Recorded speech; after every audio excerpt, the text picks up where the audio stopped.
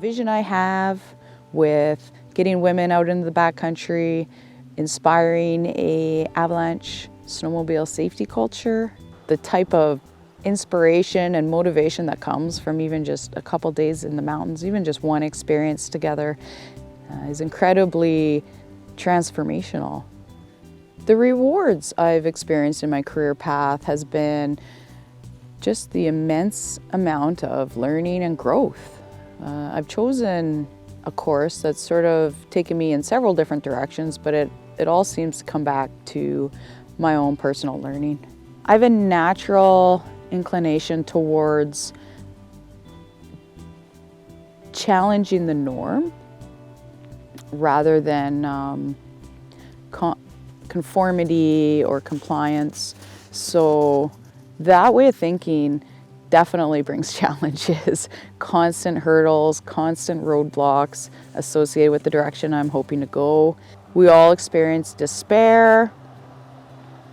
We all experience self-doubt, self-pity. It comes in waves, but being able to recognize when these thoughts are sort of infiltrating our thinking and not allowing us to look for the next opportunity or see the silver lining, then that's when our productivity grinds to a halt.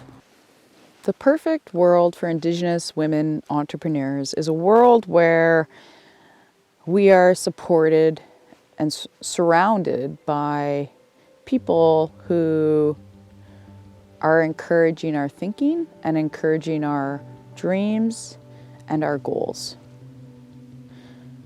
My thinking with an Indigenous paradigm, it's almost like I'm looking at everything completely a different direction than the standard thinking for things, which is amazing for coming up with innovative thoughts, being creative. It's a challenge, but it's also my differentiation. Growth, learning, and change, they all work together.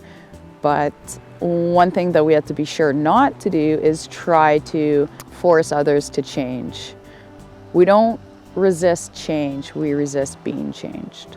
When I make mistakes, I don't really think to myself, I shouldn't have done that.